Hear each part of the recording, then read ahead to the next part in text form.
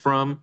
I am Encore Patel, hosting from Los Angeles, and we have Dr. Kanniks Kannikeswaran with us today, and we are going to have a wonderful webinar. And our topic today is on sacred space, living culture, an introduction to Hindu temple heritage. So thank you everyone for joining. Let me introduce our subject a little bit and then introduce our wonderful faculty. And generally we know Hindu temples are far more than architectural marvels or just physical places of worship. They are sacred spaces that hold wisdom and purpose. And so today, Dr. Kanniks Kannikeswaran is going to introduce us and offer a window into the history, the meaning, and living traditions of Hindu temple culture, how temples function as centers of culture, cosmology, and community, reflecting centuries of art, ritual, and spiritual practice. You're going to learn about key elements of temple architecture, the significance of different traditions, and vibrant festival worship practices that animate temple life. And it goes from ancient India to the modern diaspora around the world. So if you're intrigued by sacred art, fascinated by ritual life, or just curious about how temples shape Hindu identity across time and geography, this webinar is going to give you a meaningful taste about Hindu temples and traditions. So again, thank you everyone for joining. Please do put in the chat where you're zooming in from. Dave from Miami Beach, thank you for joining. Jeff from Boston, Vijay Kane from Houston, Satishji from Atlanta, Mitsu from Cerritos, thank you for joining. And now let me introduce our faculty, Dr. Kanniks Kannikeswaran. He's a faculty at HUA's Community Education Division. He brings extensive expertise as an internationally acclaimed composer, educator, and scholar in Shastriya Sangeet. He's widely recognized for pioneering contributions to Indian American choral and orchestral music. He blends traditional ragas with global music forms. He's an amazing person to have on our team. We're glad that he's teaching courses and coming to events, bringing local artists together so that we can also in person experience the beauty of music. And then also doing so many different programs online through the digital medium. He has several different videos and compositions that are very beautiful. We'll be sure to share them, and maybe Kannikji will get into that as well today. So thank you everyone for joining. I got the little poll up. Let us know if this is your first webinar. I'll have a couple other webinar polls as we go through. Arya G from Wayne, New Jersey, thank you for joining. Kanniks, with that long introduction and background, let me hand it to you to get us started. Let me have you unmute. Yeah. Okay, sounds great. So, namaste, everyone. I look forward to interacting with all of you over the next hour or so. Like we do in all webinars, I'd like to get started with a music video, which will kind of set the stage for what we're going to talk about, not just now, but also in the class. It's called The Sacred Geography of India. It's a part of a larger video called Rag Darshan. And I'm going to request Ankurji to share the link with the participants and also with participants that may join later. So let me just play this first. It's about 5 minutes long, and then we can take off from there.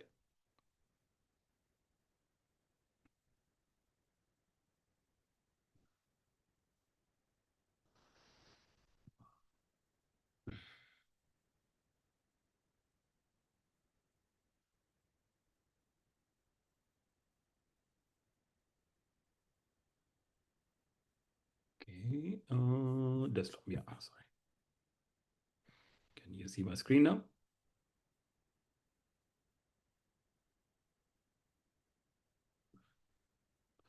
Hope you can see my screen. Ankur, is it visible? Yes, we can see the screen. If you want to go to full screen. Yeah, let me do that. I'm going to hit the play button.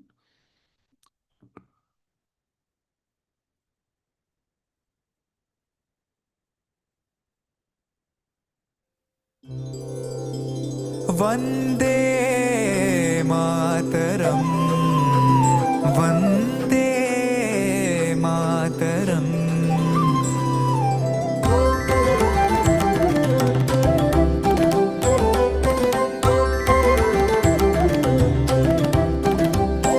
आसेतु हिमाचलपर्यन्त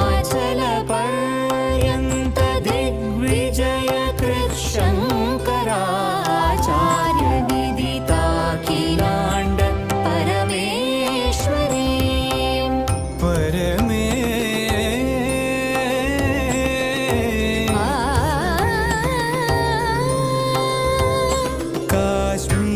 काश्मीरपुरश्री Sharda Kalavati Bharti पञ्चापकेशयुवती परमानन्दभैरवी परमानन्दभैरवी मेघालयामरुणां त्रिपुराम्बिकां नागाभरणां मेघालयां त्रिपुराम् कामाख्यपुरवासिनी कामवर्धिनी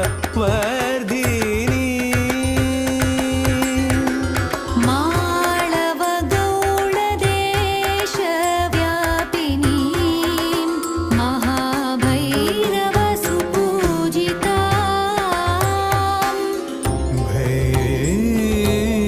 Bhairav Pujita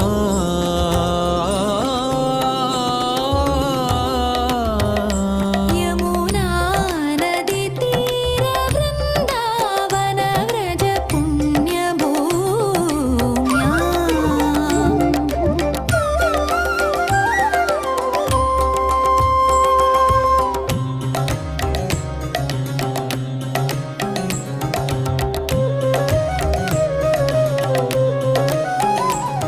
Prabhas Gurjar पीठस्थितां श्रीकालिका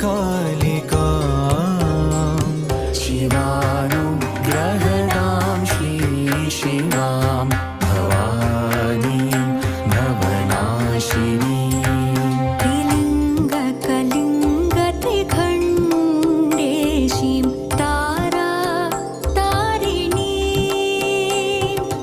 हिन्दोळद्युतिं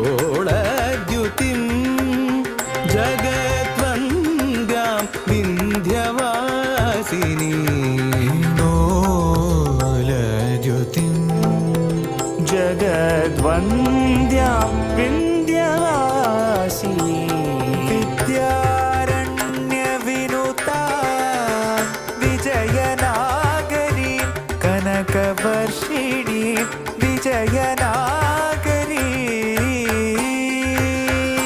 करनाटादि बहुदेश पालिनी Shoolini मलयमारुतशीतला मलयाचलनिकेतना बिन्दुमण्डलवासिनीं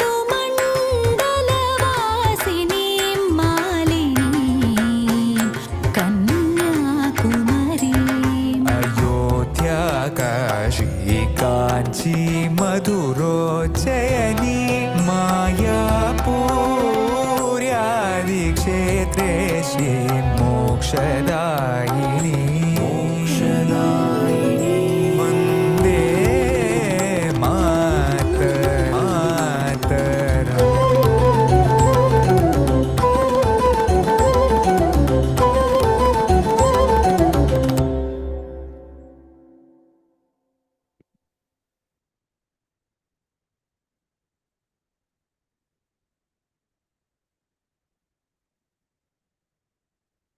So hope the video communicated the essence of the sacred geography of India. So what's different about this? Why do we even talk about the sacred geography of India? One second.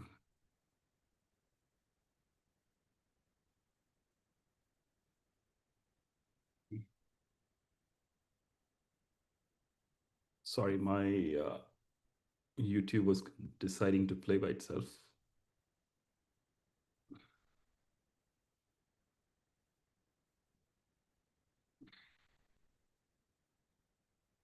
Okay. Yeah. Why do we even talk about the sacred geography of India? What's sacred about it? Um, in the word bhumi is used to is used to mean land or the earth.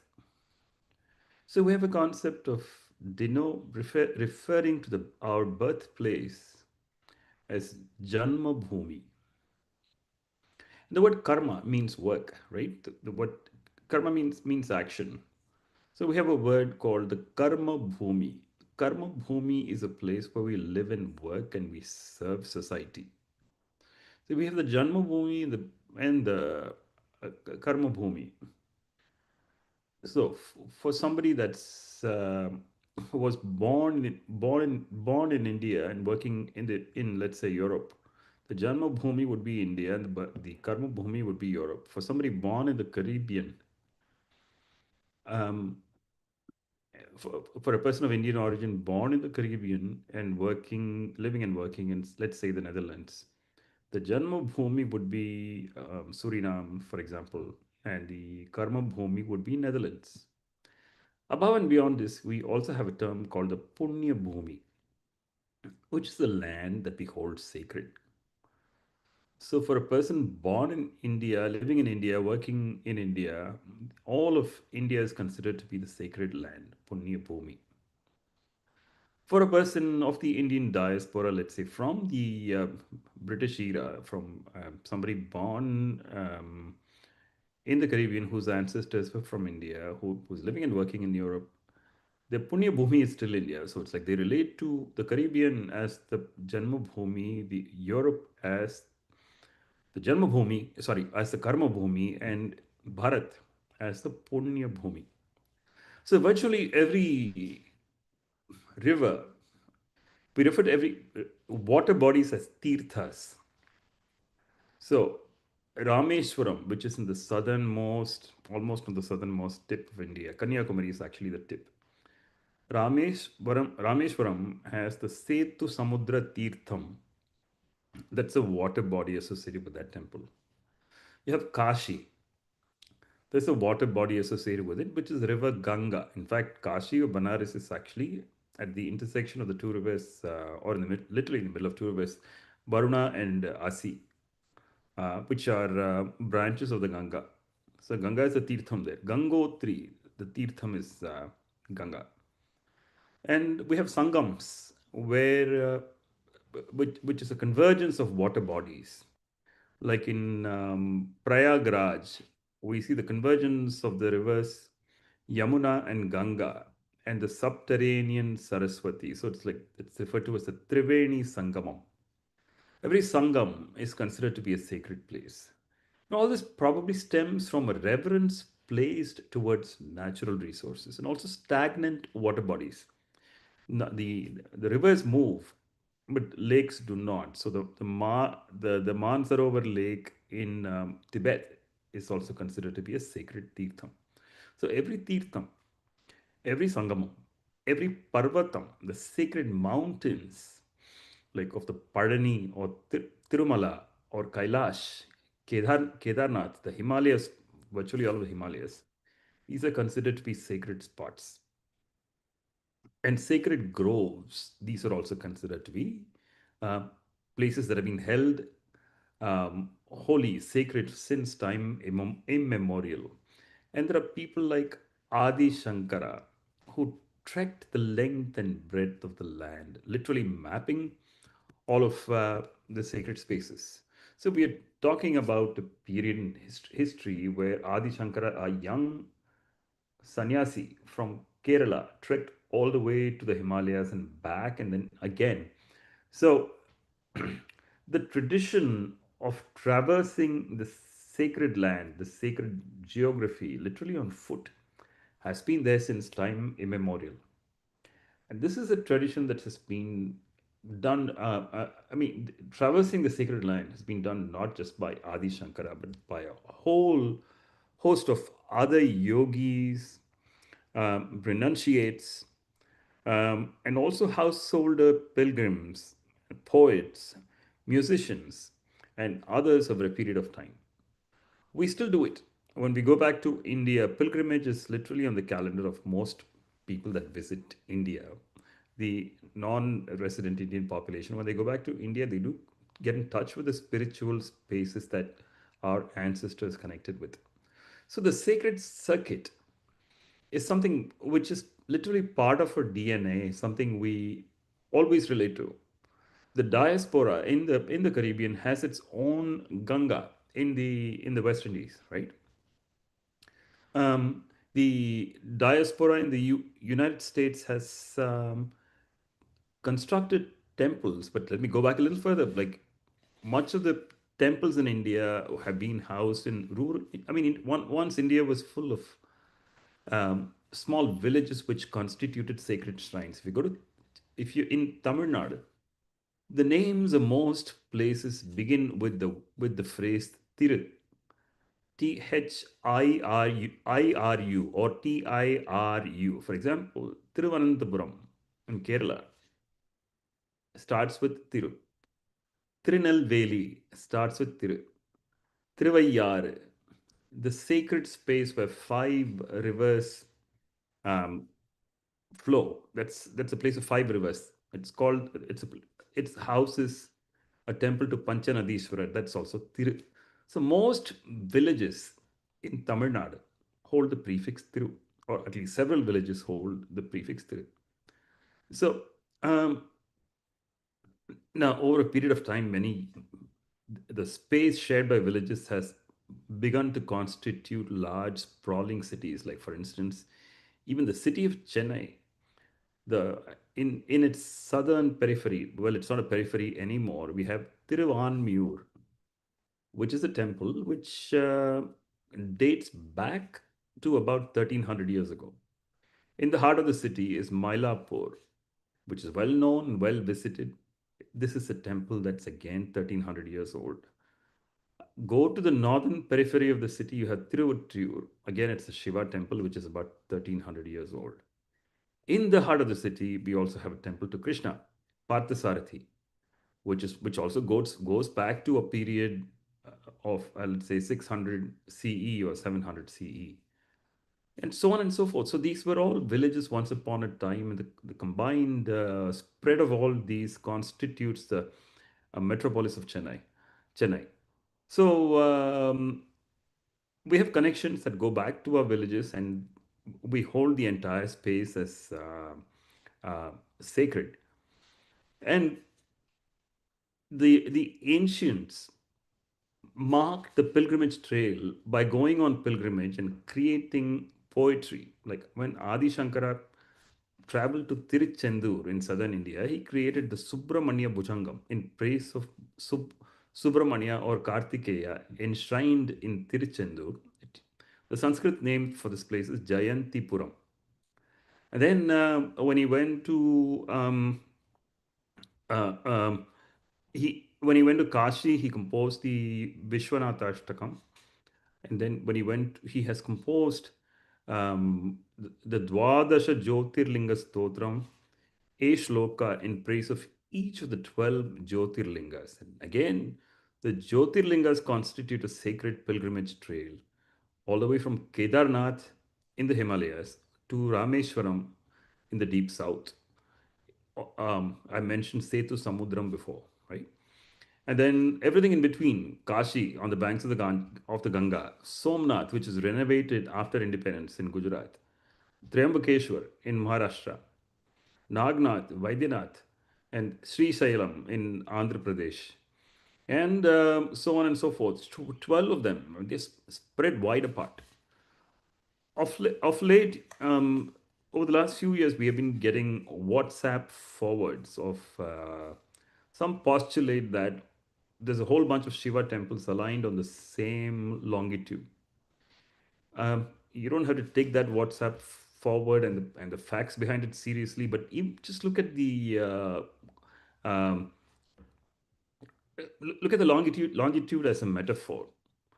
So there's a straight line of, literally a straight line of temples all the way from Kedarnath to Rameswaram.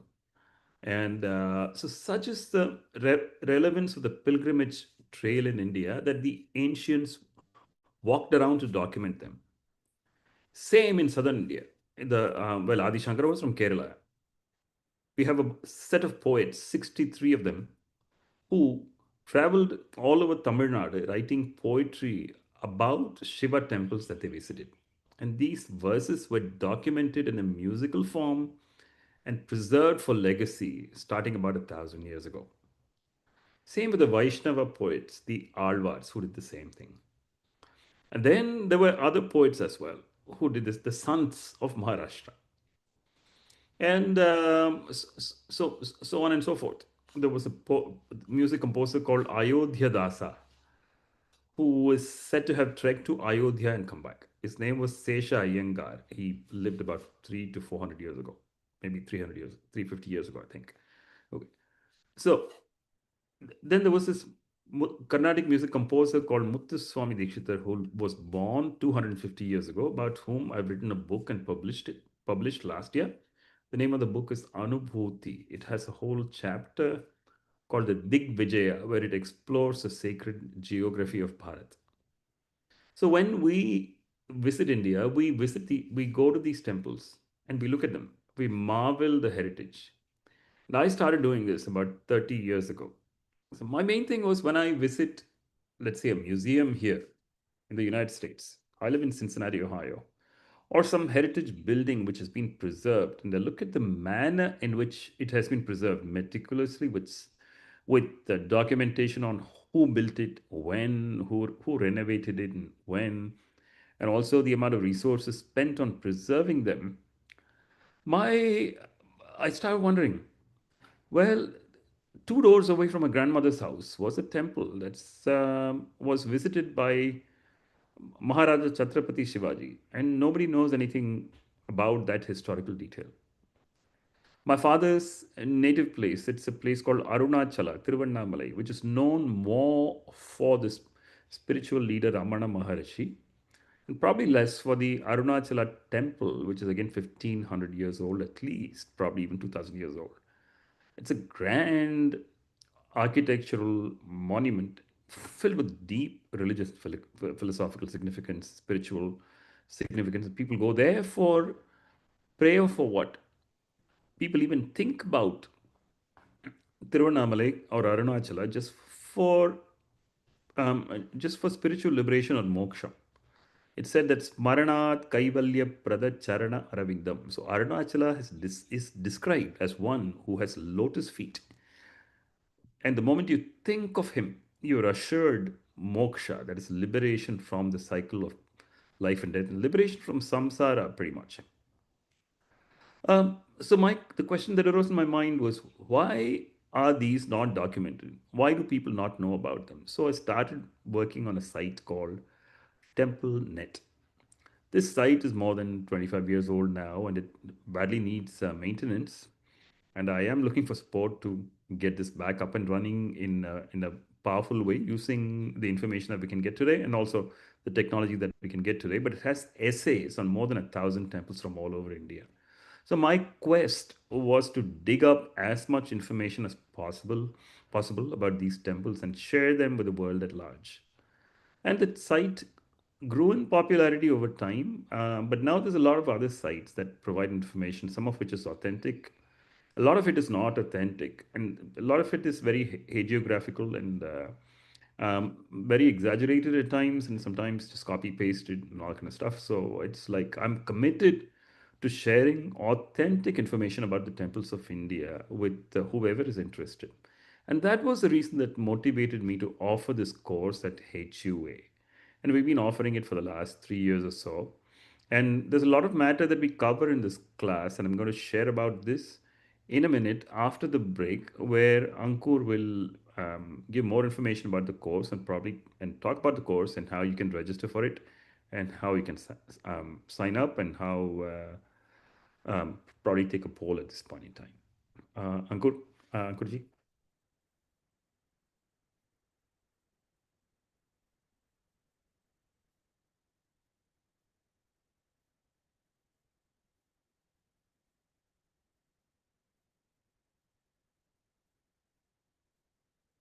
Just one second. Let me call.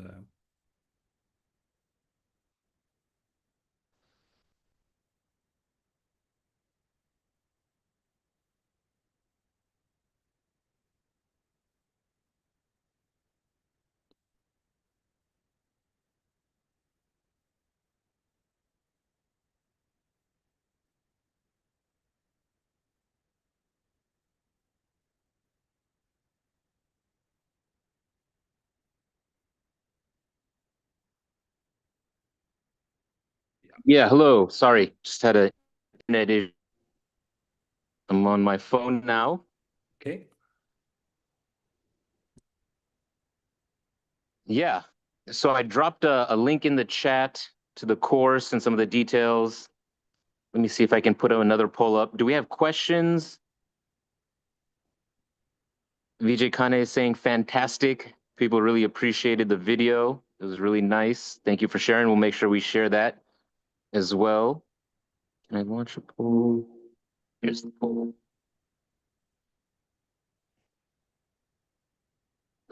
Sorry, I missed the last thing you said, Kanniks. Yeah, I just want, at this point in time, normally give an intro to the course and its history and an invitation to register and the procedure for registering and all that kind of stuff. So that's the reason I Yeah, paused for a second. And if you wanted to great. conduct the poll, yeah. Yes. Okay. The poll is not up.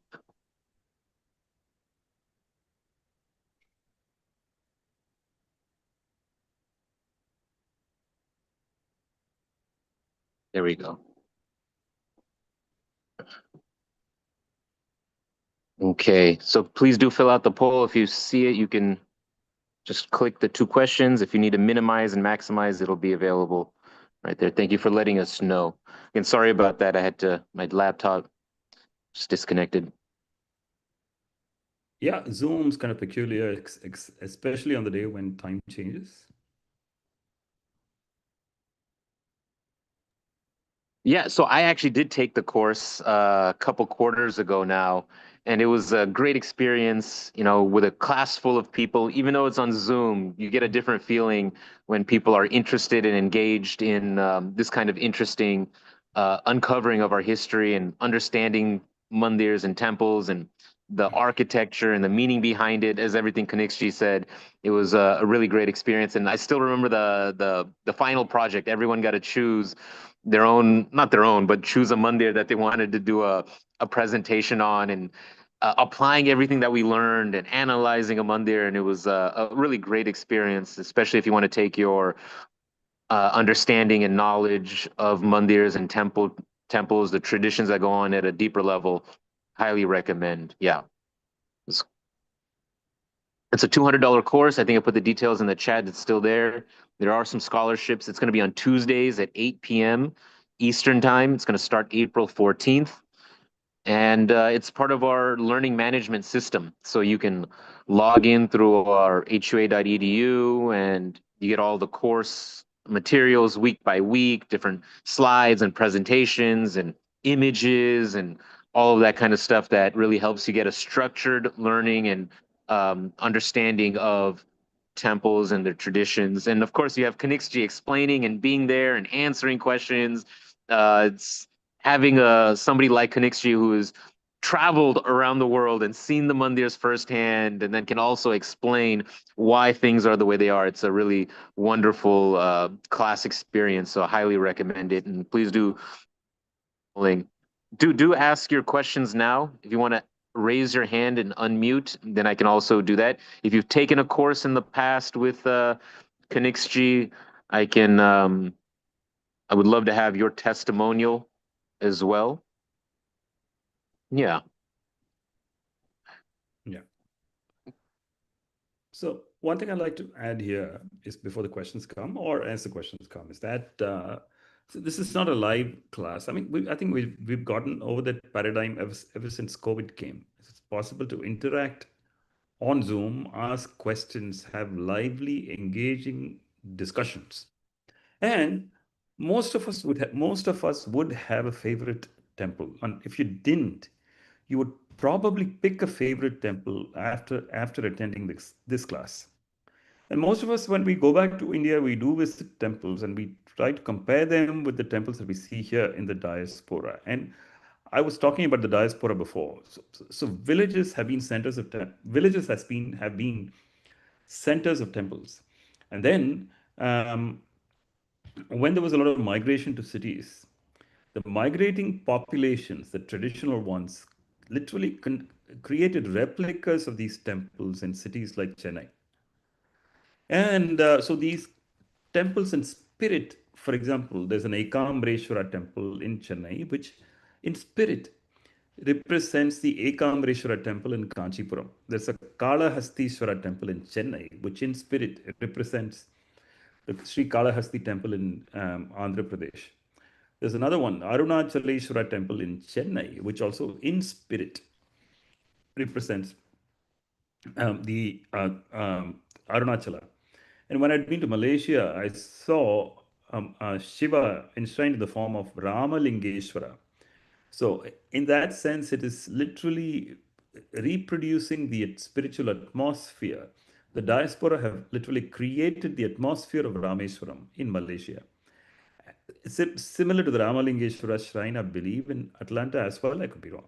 So the idea of the diaspora building temples is to connect to the source in the same way this connection has been in traditional temples and villages. So what do we really do in this class? Let me start my PowerPoint presentation. So what I want to say, what will you get out of this class?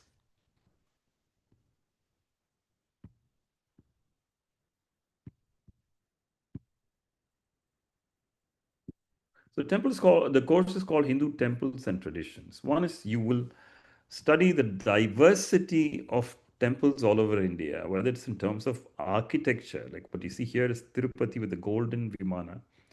This is the these are the temples in Palitana in Gujarat.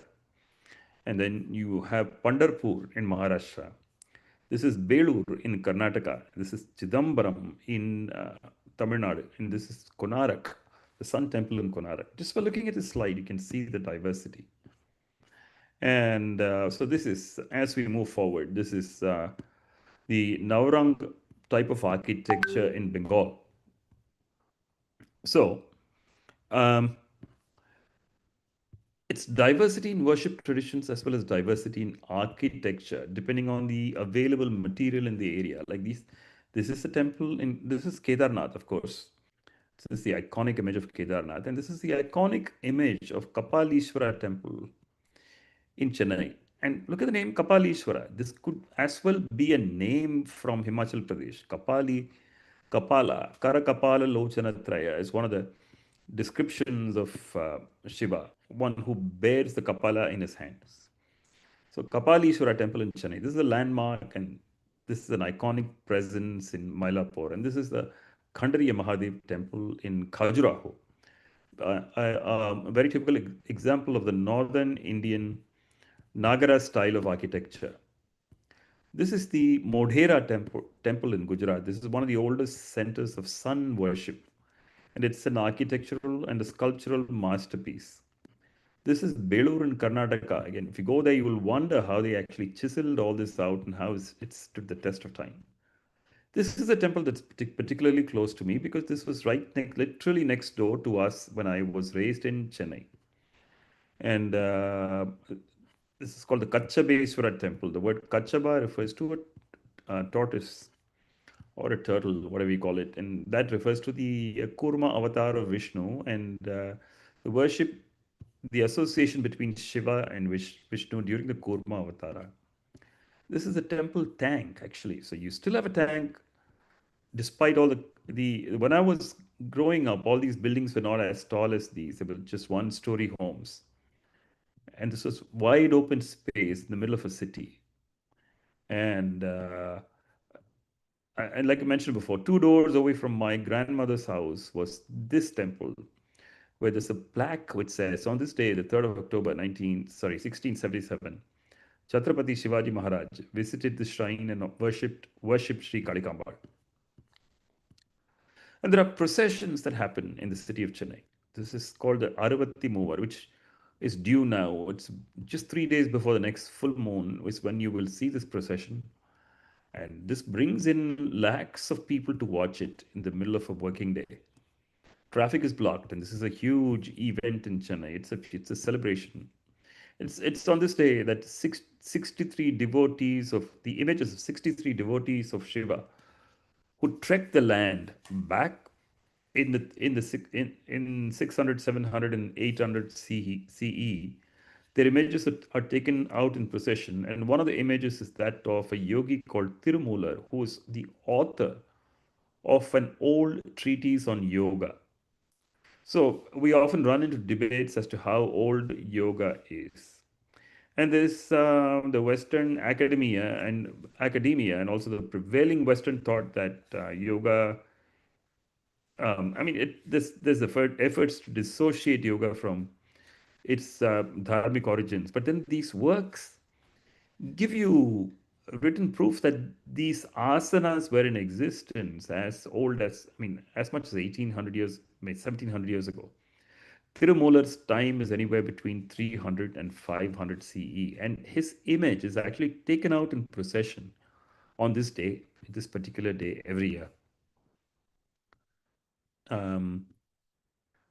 So this the Garbha Griha of a temple, the innermost sanctum where the deity is worshipped, and there's also places like Hampi where all we have is the ruins of classical constructions. This is the Virupaksheeswara temple in Hampi, which literally even predates Vijayanagara. And these images are related to some of the terminology that we will pick up. And we'll study some iconography of this is Shiva in the form of Soma Skanda, Sa, Uma, and Skanda. This is the largest temple tower in India in a place called Srirangam in southern India. So I've just put together one slide which will give you a framework of understanding temples. So throughout this class, we will reinforce this framework and have you analyze the temple in terms of this framework. Pick a favorite temple of yours, whether it's something that you have related to as a child or developed a connection during your travels to India. It could be a historic temple, it could be a modern one, but you will be able to analyze it using this template. What is the significance of this temple? What is the empirical classification? What architectural style does it belong to? Over the past few minutes, I've mentioned dropped a few names like the Nagara architectural style of northern India. There's others like the Dravida architectural style of southern India. There is the Hoysala architectural style, the Vesara style, which is a hybrid between the north and the south, the Navaranga style of Bengal, and the Kerala architecture with sloping roofs in order to account for the excessive downpour of the monsoons in the Western Ghats.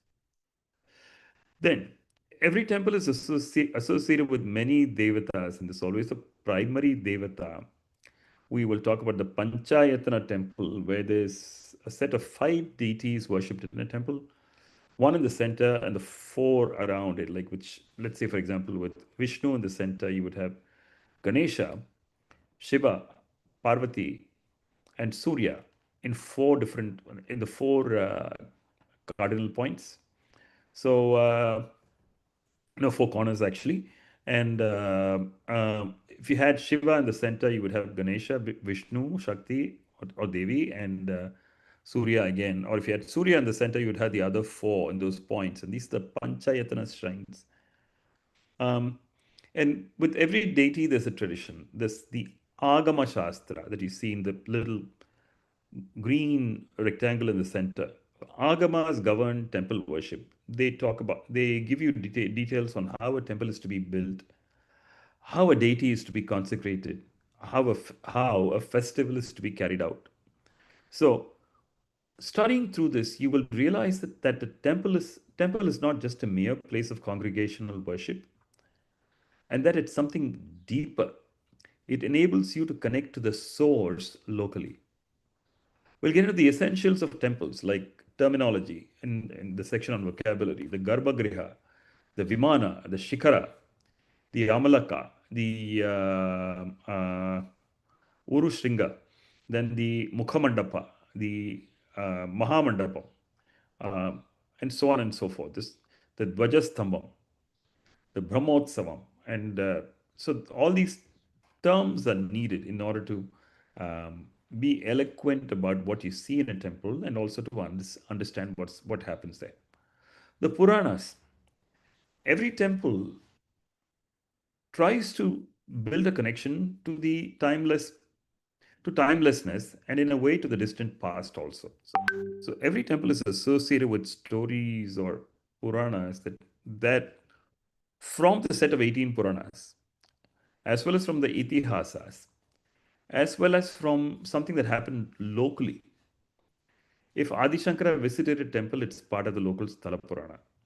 If there's any collective memory of a miracle that illustrates, or some mystic phenomenon that illustrates the power of bhakti, devotion in that temple, that's part of the sthala-purana.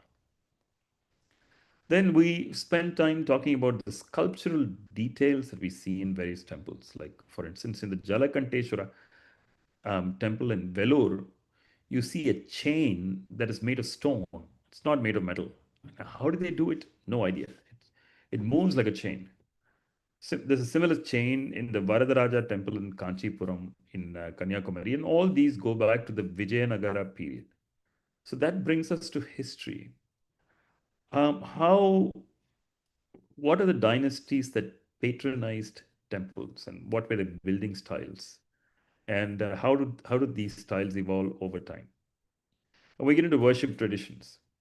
The Trikala Puja or the Shatkala Puja that happens in temples, the Brahmotsavas, and so on. Then we get into that's part of the Nitya Puja as well. Then we talk about personalities that were associated with temples and their contributions to temple literature, as well as the sthala-puranas, as well as what they built there. Like, for instance, you see an image of Krishna Devaraya and his wives in the Tirupati temple. Then Harihara and Bukka are associated with the founding of the Vijayanagara Empire. Then personalities from the Mahabharata are associated with Kedarnath. Many saints, sants and yogis are associated with Kashi. So all these constitute the collective memory of the temple and the aura that gets built around it over a period of time. As with literature, when a saintly personality visits a temple, there's some literature that gets created around it.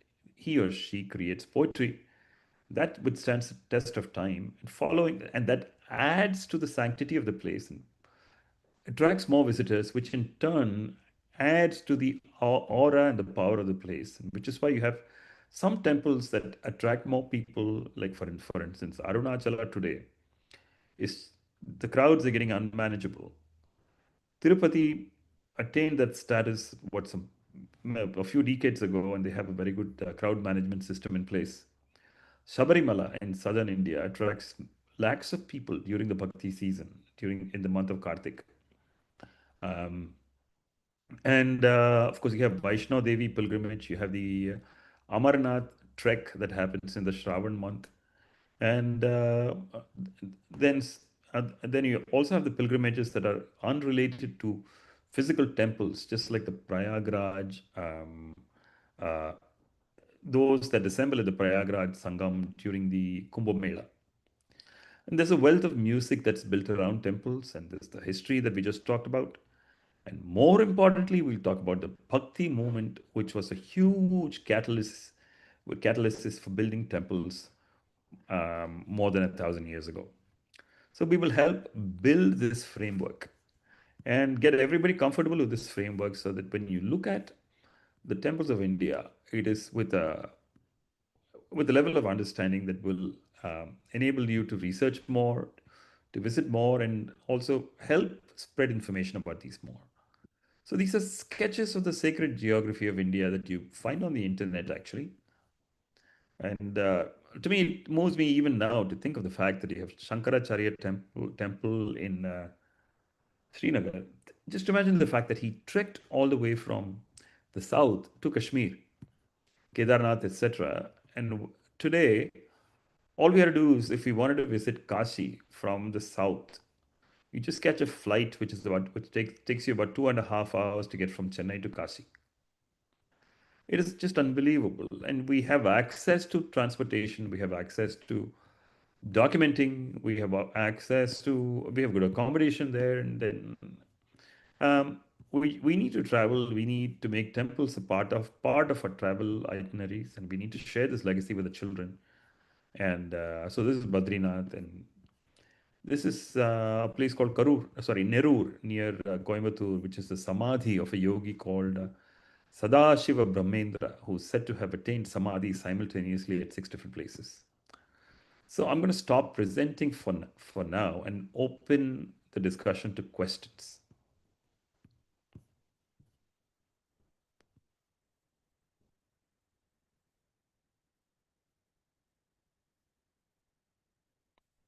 So please post your questions. I'm happy to answer them. All right, let's see what questions we have. Okay, I'll share the link again, Dharmesh Ji. Thank you. Any other questions? Yeah, now's the time to ask your questions. Please ask away in the Q&A box or raise your hand. I'll drop a link to the course one more time, some of the details. Yeah. I love that the chart, right? The boxes of all the different aspects that you covered. It's so interesting to see.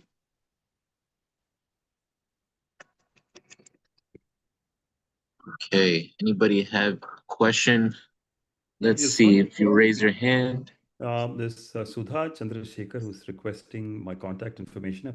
I've shared in the chat, but it probably there's another question. Will we be covering Nitya Seva at temples also? Yes, absolutely.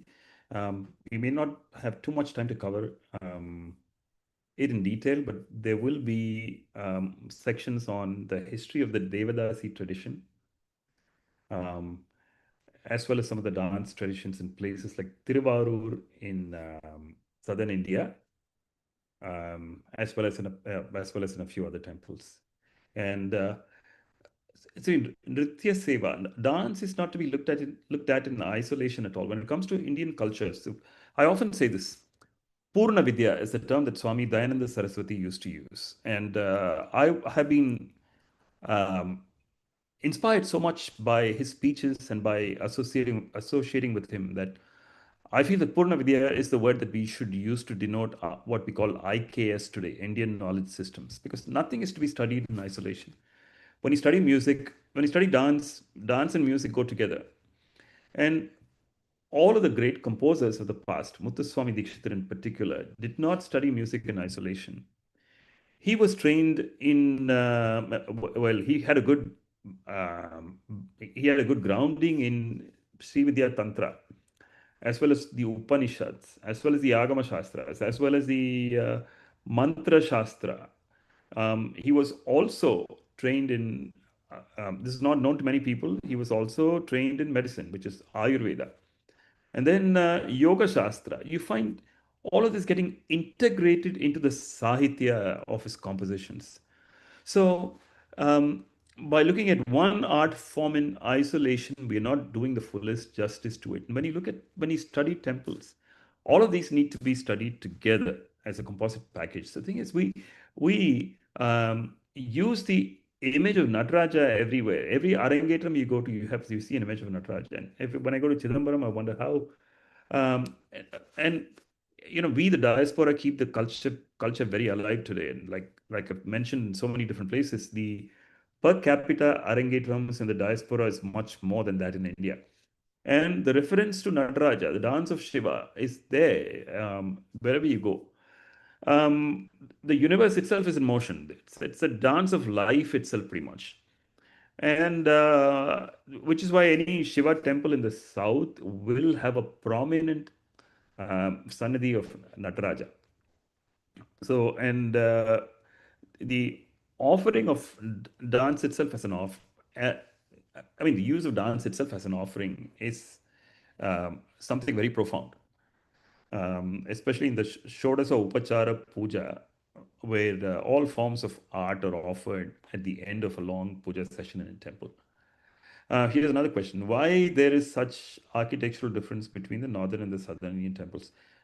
Before that, Ankurji, if you're able to share my contact Gmail, kanniks@gmail.com to the group, I'm happy to connect with anyone. I'm not able to post.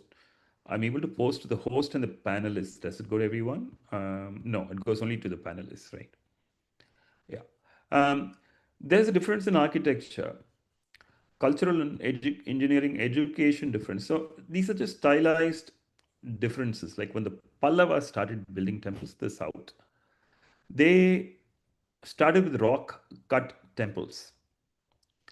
And there's the Kailashanatha temple in Kanchipuram, which is apparently the inspiration for building the Ellora temple in Ellora itself. Near Ellora is, of course, the older name for Ellora is Yellapura or Yellapuri. Near Ellora is Krishneshwar, which is one of the Jyotirlinga temples of Shiva. And the architecture there, it's much more modern. It was renovated by Ahilya by Holkar. It's very different from Ellora, the Kailashnath temple. The Kailashnath temple is literally, I wouldn't say copy pasted, it is inspired by the Kanchipuram Kailashnath temple. The only difference is that it's kind of chiseled out of rock. It is chiseled out of a hill. So just imagine what it must have taken to construct it. You start out with a hill, visualize what your final output's going to be, then you start scraping out slowly. And how did you even do it? What happens if you make a mistake? So there's wild videos floating around in YouTube saying that these are created by aliens and all that. Forget the alien part. Just think of what it must have taken a human or a group of humans to create it, and also think of the vision behind it. Who would have conceived something like this? The stories in the Amarchita Katha as to how this was conceived. But think of the mastermind or the masterminds behind it, and every single person that contributed to it. So these people were not cutting stones; they were literally building a civilization. And then the architecture in Kerala, it's pretty much about dealing with the monsoons. The architecture in Nepal, it's pretty much about dealing with snow. And the northern Indian architecture is referred to as the Nagara style. And you do see the confluence of these styles in the Vesara, which is in the Deccan. And in places like Patadakal, you see an illustration of all these styles. What is the website with info about temples is included? It's called www.templenet.com. Let me type it in.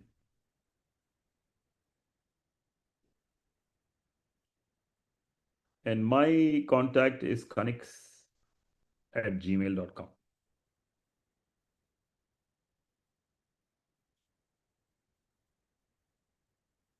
So if you have any questions, please do feel free to share questions. And let's also share the Sacred Sites video that we just played from YouTube. Maybe one thing that you could also get into is the different materials that are used and the diaspora of mandirs, right? I know you went to Bali and so many other places and seen how in different parts of the world, mandirs and temples are built for different specifics that are regionally or based on the region. Maybe you could talk about that a little bit. The materials. Vijay Kane is asking specifically about black stones in the southern temples, and yeah, who else? Yeah, go ahead. There's a bunch of comments. I'm going to address each one of them. First of all, looks like an amazing course. Thank you. Please do attend it, and then hope I would love to hear your comments after attending it. Second, from RS Venkatachalam. Hello, Venkatachalam. I hope you're doing fine. It's great to hear from you. We will definitely touch upon the temples built by the diaspora. So there's definitely a compromise when you build temples here, and the Sthapatis who are invited from India do their best to accommodate the local conditions to the Agama Shastras in order to maintain the sanctity of the worship traditions and so on. So simple things like anytime you go to a temple in India, you're able to do a parikrama outside the sanctum, walk around it how many ever times you want. And it's outdoors. You cannot do that here. So every effort is made to allow for a parikrama path in temples, and multiple deities are also accommodated, unlike in so. Uh, so we will touch upon the diaspora temples as well. Um, this course can definitely get anybody interested in the circuit of temples and the traditions as well, regardless of their age. I've seen young people enjoying this course and contributing actively until the last class. So please do encourage your children to attend as well. I don't know about school kids, but definitely those in college and beyond. Dakshineshwar temple. Is it safe to visit? Of course it is. It's in Bengal, West Bengal, and it's a Kali temple which was closely associated with the life of Sri Ramakrishna. And the Ramakrishna mission was, of course, founded by Swami Vivekananda. And we did see a picture of the Dakshineshwar temple in the slide presentation. I've been to Dakshineshwar as well as to the Padmanabha temple in southern India. It's not the oldest. Now, what is the oldest temple in India? It's very hard to answer this question. You can only put a range in there. There's probably places whose entire history we do not even know of. Padmanabha temple, it traces, there's poetry that describes it, which goes back to like 1600 years ago. Maybe not. No, sorry. I take it back. About 1400 years ago. Does it mean that it did not exist there before? No. It must have been a prevailing prevalent that must have been a well visited temple at that point in time, which is why the Alvars went there and sang of them. Then we have the Swaminatha temple. Swaminatha temple, it's a good point. It's about 2000 years old, probably more. And why? We have a Tamil work called the Tirumurugatrupadai, which was written by a Muni, or a poet, and a yogi by name Nakkirar. It's in the Tamil language. And this work talks about 6 temples of Murugan, which are associated with the battle between the forces of the Devas and the Asuras, and the Asura leader being Surapadman. And so these are the 6 places where Murugan or Subramanya or Kartikeya sojourned during his battle. And Swaminatha temple is near Kumbakonam. Tiruparankundram, the first of these 6, is near Madurai. And Tiruchendur, where the battle actually happened, or the shrine that commemorates a battle, is on the shores in southern Tamil Nadu. And that was actually visited by Adi Shankara. So all these, yes, it is definitely more than 2000 years old. Tiruvannamalai also has references in Sangam literature, so these are old. And places like, we associate timelessness with Kedarnath because there's references to the Mahabharata. And yeah, how do we acknowledge the power of a temple when visiting? We should normally go for darshan and walk away without thinking of the greatness of the temples and say it. There's no such thing as should, Dharmesh ji. You personally build a relationship to your deity or Ishtadevata. There are certain rules of temple worship, like certain protocols that we maintain, but that's about it. But there's no question about what you're allowed to think and what you're not allowed to think. Generally, when you go with the attitude of surrender, when you actually stand in front of one of these temples which has been prayed to for millennia, you're actually speechless, literally. You're unable to ask for this or that or anything like that. So it's like the power of the place actually makes you surrender. You can be an observer, you can be a sakshi, you can be a bhakta. Okay. Parikrama done clockwise or anti-clockwise. Parikrama is generally clockwise. And there's a word for parikrama in Tamil. It's called valam. Valam varudal. That's what we say.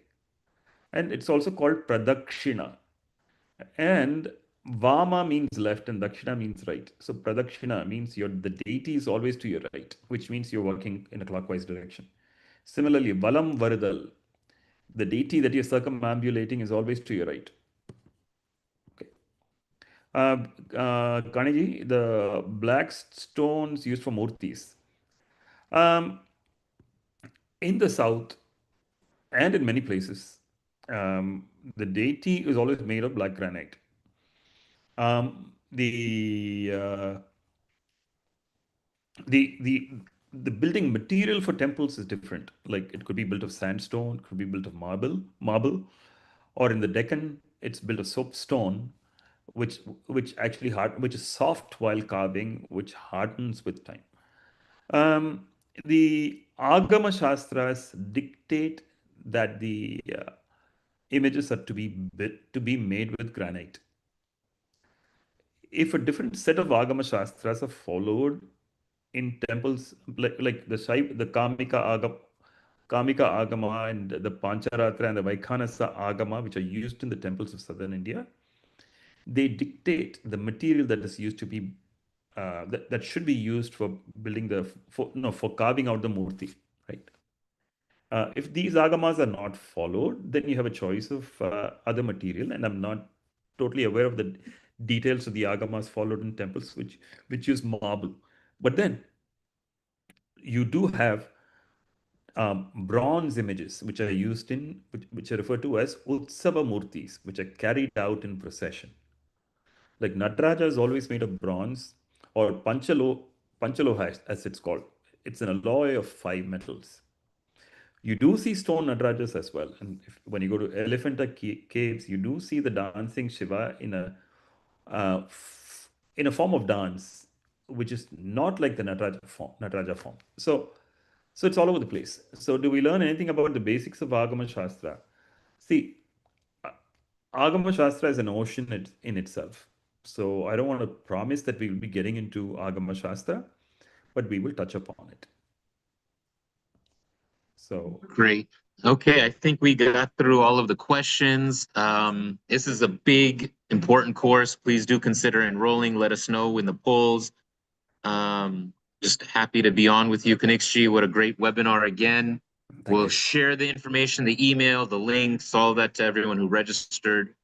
Yeah, I appreciate everyone joining. Kanniks, last thoughts from you? That's it from me.